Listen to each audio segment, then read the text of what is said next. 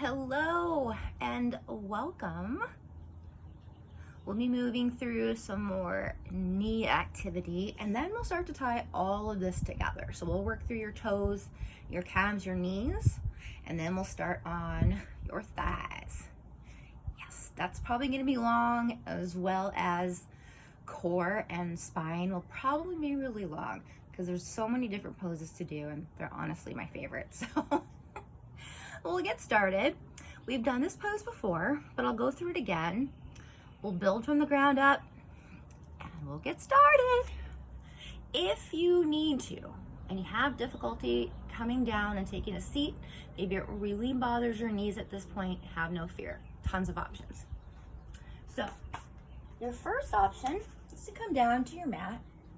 If you like, you can use your block and set that underneath you. Pull your feet out wide. At this point, for your knees, just either pull your feet in or pull your feet out. Really, it's just where you feel comfortable. Nice. Push your feet together. If that's not available today, you can take a firm towel or a block if you have an extra.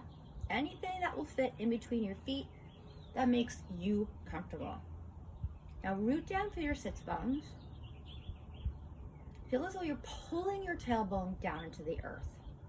If you don't need your block at this point, you can remove it. I'm actually going to put my block in between my feet because that feels good today. Just take a moment and allow yourself to acknowledge where you're at. Find your grounding, your peace. Full breath in, open up. Pull your heart up high. Exhale out. Inhale, lengthen up from your spine. Reach your crown up high. Drive your shoulders behind you and feel as though you're pulling your arms out of their sockets. So open and widen to the top of your spine, so your back as well as to your chest. Take another full breath in. Exhale, start to hinge forward. You can walk your hands on the earth, but you're looking for a flat spine. So picture your spine as a rod, all the way up through your neck, reaching through the crown of your head. Keep your chin lifted off of your chest. Full, complete breaths. And when you're ready, you can start to walk yourself back up. Perfect. Now I'll show you a way to do this on your chair as well. You can do this outward, or if you're in a chair normally, totally fine. Sit at the top of your chair. You're used to me doing this by now. But if you are new, place your feet on the earth. Make sure you feel grounded. Grasp the outside of your chair. That will allow you to keep your shoulders, your elbows, your wrists aligned. And start to reach your feet out in front of you. You can let your knees knock out. You have a block. Place your block between your feet. Well, basically what you want to feel is an opening in your groin. So your psoas. If you can, start to squeeze your glutes together to open up your knees just a little bit further. And breath in. Exhale, start to hinge forward. If you're safe and secure here, place your palms on your knees and start to stretch out. Again, picture your spine as a rod. Elongate all the way from the base of your tailbone. So if you did have a tail, push down through that and lengthen all the way back up. Lift your chin off of your chest. Gaze is maybe about 2 feet ahead of you. When you're ready to come up, just walk yourself back up. Now, we have another pose. I'm going through a low lunge. I'm going to keep my block handy. What you will do,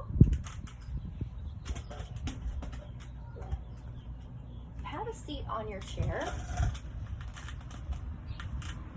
We'll work with your right foot first. So place your right foot out in front of you. Check in with your position. Spread your toes wide and press your foot firmly into the earth. Now scrub your heel behind you and tighten the back of your thigh And a quick check just to make sure that your knee is over your ankle. Now, reach your back foot behind you, your left foot. You can come up to your toes or set your foot down on your mat. Just ease into the pose. Start to notice where your body is. Push down into the earth. Start to hug your inner thighs together. Stabilize your knees. And then start to tighten the tops of your thighs. If you're able to take this deeper, swing your left leg out. You're sitting on the edge of your chair. This is probably about as comfortable as I'm going to get. But strengthening your knees by strengthening other muscles. So now we worked through our feet and our calves. You can use your calves and your thighs to start to stabilize your knees as well. It's all connected. And when you're ready, you can come back. Reach to the side of your chair. Swing your right foot out first. Grasp the edge of your chair and swing your left foot forward. If you are comfortable coming down to the earth, come down to all fours. So back to tabletop position. Now notice this in downward facing dog as we start to move into each pose. If you like, you can have your block handy. I'm actually going to put my towel underneath my knee for more protection on my knees. Stay here for just a moment. Breathe into your space. Check your position. Press the tops of your feet into the mat. Stabilize your low body. Pull your tailbone in slightly. Stack your hips over your knees. Inhale, drive your navel in and open up through your heart space. Breathe through your heart. As you breathe in, open and expand your chest. Exhale out, pull your navel into your spine. Now we'll start the lunge. Pull your right foot forward, and it's totally fine. You need to just go a little bit at a time. Check your position now. Spread your toes wide. Press your right foot into the earth. Notice now if you've lost a connection between your shin and the top of your foot, press down firmly. You can stay here if you like. You can spider finger your hands like I do. You can always place the blocks underneath your palms as well. Now check your knee. Be sure it's over your ankle. And pull your inner thighs together. And try driving your knee forward and your right heel back, just like we did in the seated pose. If you feel safe here, release your hands to your heart. Place your hands on your hips. Now squeeze your left glute to pull your left hip forward. So your hip bones are flush to the earth. They're square. So picture your hips as headlights. Point them forward. You can stay here or take any other motion. I like to have my hands at my heart, maybe cactusing your arms or drawing your arms up high. If you're opening up your arms up to the sky, make sure your palms are facing forward. I just rolled off my towel. You can reach your arms up, allow your shoulders to drift down your spine. Breathe into the space, pull your shoulders back. Lift your chin. When you are ready to release, take a big breath in. Find length in your spine. Exhale, release your hands to opposite sides of your foot. Draw your right knee next to the left. And you're welcome to sit down, sit on your heels. If you do have an injury, a block at this point is a great way to go.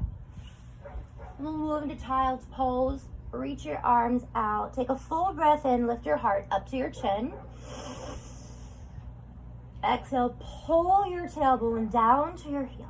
And continue on. If you'd like, you can massage your third eye center, the space between your brows. Just find release. Inhale, walk your hands up under your shoulders. If you have a block, remove it. Come to all fours. Now to come up back to standing. Tuck your toes beneath you. Downward facing dog, send your hips up and back. And just walk your feet up underneath your wrists. Bend your knees as much as you wish. You can take a wider stance if that serves you. Super important to bend your knees, protect your hamstrings and your knees. Let your head be heavy and wind all the way back up. Yay.